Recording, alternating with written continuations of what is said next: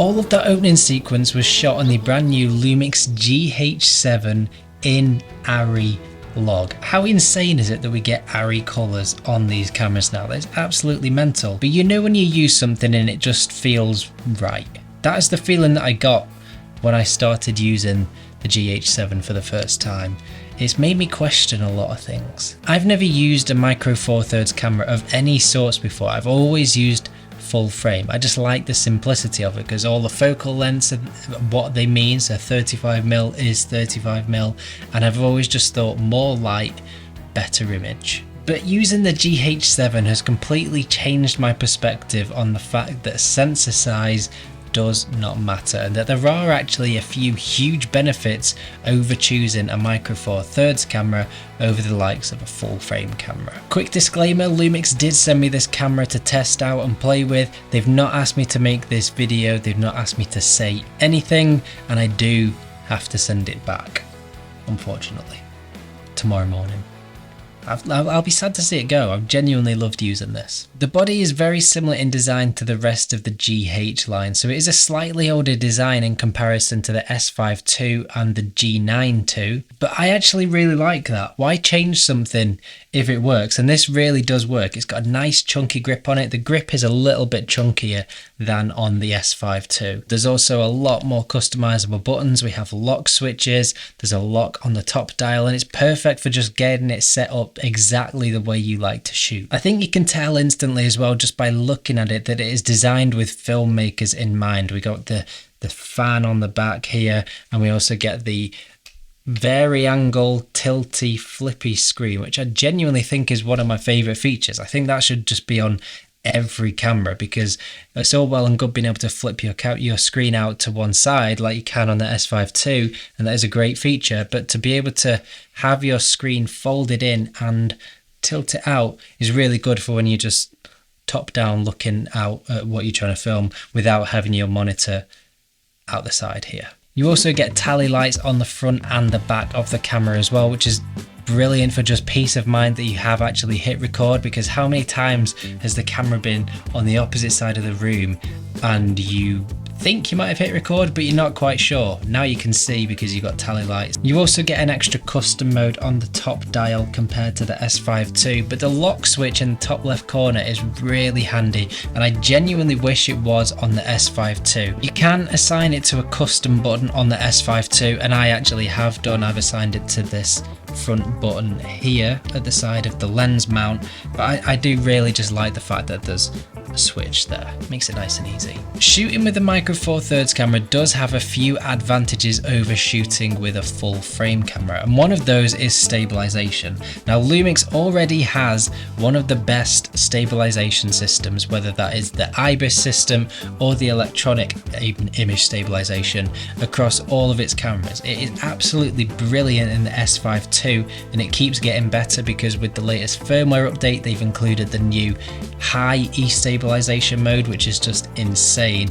I've never had any complaints about the stabilization in the S5 II. But on the GH7 with a smaller sensor, it just takes it to the next level. It is insanely good, and when you pair it with a lens like this that has OIS, optical image stabilization, built in, and they work together, the results are mind-blowing. I am someone that never particularly likes shooting with gimbals. I will go as far out of my way as I possibly can so I don't have to shoot with a gimbal unless I really have to. I much prefer shooting handheld, not just the actual shooting, I genuinely prefer the way handheld footage looks, but using this, I don't see any reason why you would ever want to use a gimbal unless you're doing something that actually needs it, where you need those really nice, smooth, long sweeping shots, like maybe you're filming a car or driving along a road, or you're filming real estate videos. In those situations, yes, you do need a gimbal.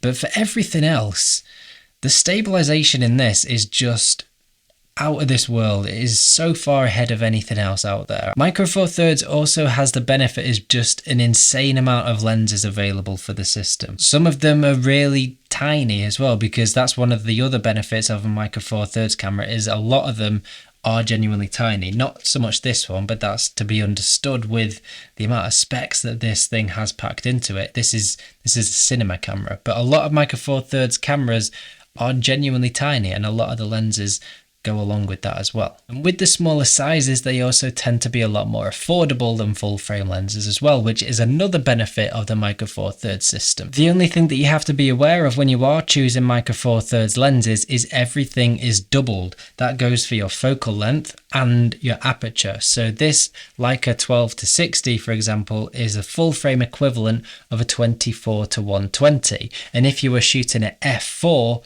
you were effectively shooting at f8 on a full frame equivalent. That's why you tend to see a lot of Micro Four Thirds lenses that are like 8mm, and you might be thinking that is ridiculously wide, but it actually works out as 16mm full frame equivalent. So once you get your head around that, it's nice and easy. If you were to compare two images side by side from full frame and Micro Four Thirds, there are going to be some obvious differences, with depth of field going to be one of the main ones.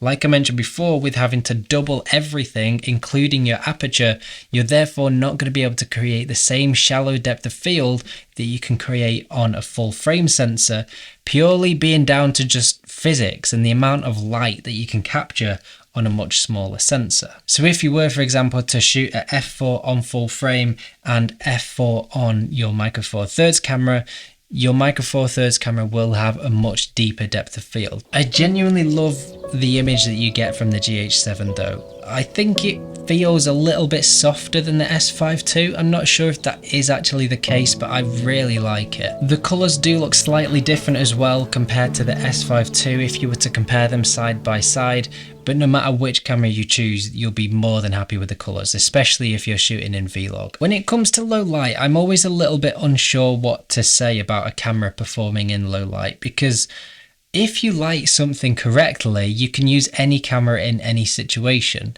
I know there are going to be certain situations, like when you're shooting weddings or events, that you're not necessarily going to have full control over your lighting all of the time. But with this being aimed towards filmmakers, the chances are that most of the time they're going to be shooting things that are lit properly, lit very well, in which case you're not going to have an issue with this. If you are an event shooter or a wedding shooter, potentially this isn't the camera for you, because it will perform not as well in low light as a full frame camera like the S5 II. I just don't think it's anything to particularly be worried about. Rolling shutter is something that occurs on digital sensors due to the way that electronics work and the way that sensors work. So a sensor will read from, I think, top to bottom and not bottom to top. I think it's top to bottom, like that. That's a technical term. That's how a sensor reads out.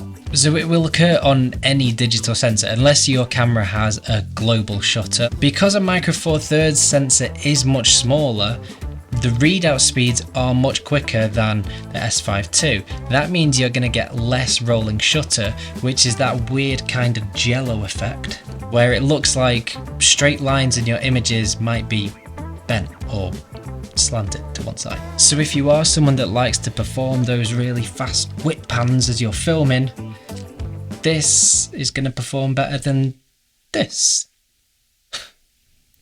It's very technical, that section. If you look at everything you get packed into this camera specs wise, being able to record 4K 120, ProRes RAW internally to the CF Express card, 32-bit float audio internally, it's the first camera to do that, with the new XLR interface, and everything else that you get in it, $2,000 for this is absolutely insane. That's one of the huge benefits of choosing to buy into the Micro Four Thirds system, like I mentioned before, with the cheaper lenses and cheaper bodies. If you were to have all of these specs on a full frame camera, you're looking at more than double the price. As well as all of that, there's also the technical benefits, such as the faster readout speeds. The doubling of everything, including your focal length, can actually have huge benefits for things like wildlife or sports photography. Because a 200mm lens, for example, is going to turn into a 400mm lens, meaning that you can get much closer to that bird that's flying around or that action shot in the middle of the sports field. It can just become a much more versatile system to buy into. So even though I have only spoken about this from a video perspective, because it is aimed towards the filmmakers, the photography specs on this camera are equally as ridiculous because it has the same specs as the G9 II. It can shoot up to 70 or 75, I can't remember which, but 70 or 75 frames per second in electronic shutter. That is absolutely nuts. Cameras are just too good now. They're so good. Like, this is more camera than I will ever need. I know it has made a lot of people question about switching to Micro Four Thirds from full frame as well. For me personally, I'm going to stick with my full frame cameras, the S5 II and the S5 IIX that I'm filming this on. I love those cameras, and for me that doesn't only do video, I think these still fit my needs more than this does. I love this thing, but for me, I'm mainly a photographer.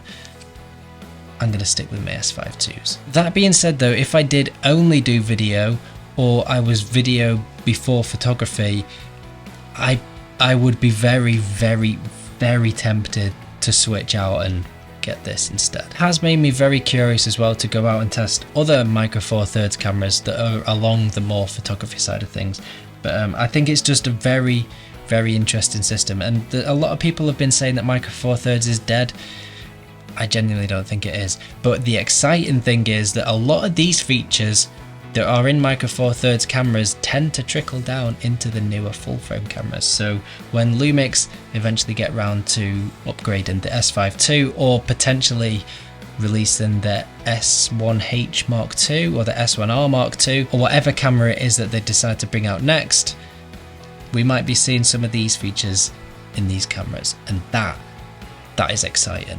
But yeah, cameras are just so good now. I'm running out of things to say about them. So that is a very, very quick look at the brand new Lumix GH7. If you like what you see on this channel, don't forget to give this video a thumbs up and subscribe, and I shall see you